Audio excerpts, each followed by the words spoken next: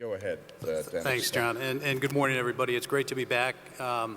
Just a year ago, I think we were here talking about, what does the overall economic picture look like, and how do we feel about the next 12 to 24 months? And I guess all I would say is, boy, what a difference 12 months really makes. What I thought I'd comment on, maybe take a little bit of a different tack here, is to talk a little bit about where the whole topic of innovation fits on the CEO's agenda today.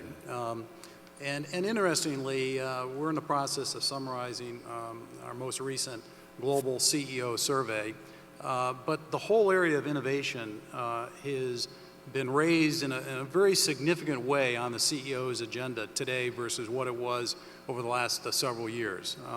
I think it's fairly obvious the last 2 to 3 years have been pretty challenging from an overall business economic standpoint.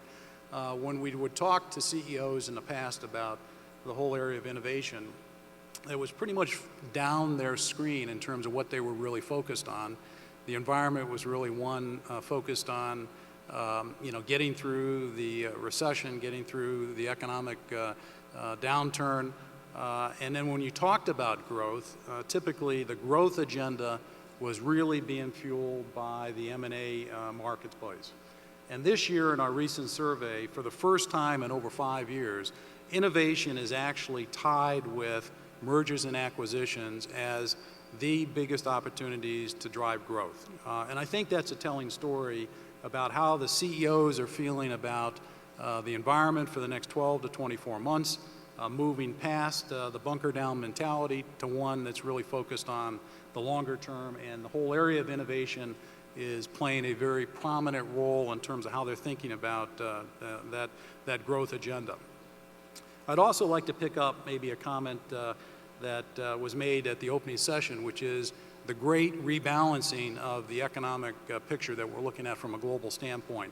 And to me, that plays hand in hand with maybe some of the topics that my fellow panelists have been talking about here in terms of when you see the economic rebalancing taking place, when you look at where growth is going to come from over the next 5 to 10 years, you see the major shift taking place from the west to the east.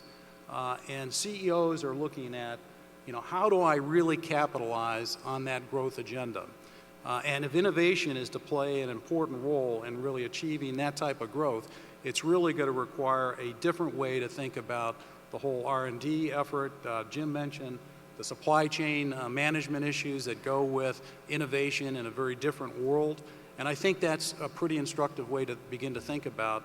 Innovation is at the top of the minds of CEOs, but it is going to require a different way to think about that innovative agenda to really capitalize on where those market opportunities are going to be. Companies are looking to different ways to do R&D. They're locating their R&D efforts far and far away from the corporate headquarters. That in itself takes on a different business model, different risks, but nonetheless, I think there's a realization that that is the way to really participate in a very aggressive way, a meaningful way in the growth agenda for the next 12 to 24 months. All right, Dennis, let me just ask you, at PwC and your leadership role there, that's interesting to me because obviously the product that largely you're responsible for overseeing is governed by an industry set of standards. Obviously, there's a chance to influence what the accounting regulations are and so on, but you are somewhat constrained by the fact that you are in that regulated or partially regulated environment. So in that context, how do you think of innovation at PwC, and how do you drive innovation? Well, it's a great question, and certainly there are parts of our business that are very much regulated, and we need to comply with the various standards that go with that aspect of our business. But the common ingredient to us at PwC is ultimately it's about relevance and it's about value. And if we're not delivering a service or a product to our client base that is viewed by them as having the type of value that they're willing to pay for, obviously it's going to create all kinds of issues and challenges for the business model going forward. And the way that we really try to ensure our relevance, to continually innovate, if you will, is by engaging our whole organization, all of our people, in that process. We don't have, a product development organization, so to speak. We have 165,000 people around the world who we really try to engage in this whole issue of the value proposition. How do we remain relevant? We really encourage them to bubble up their best ideas, their thoughts, with the idea that ultimately it's everyone's responsibility in the organization to really participate in that effort. And that may sound a little odd from an accounting, tax, and consulting firm, but at the end of the day, it's how we deliver our services that remain relevant to the marketplace that allow us to compete in today's global marketplace. Okay, good. Thank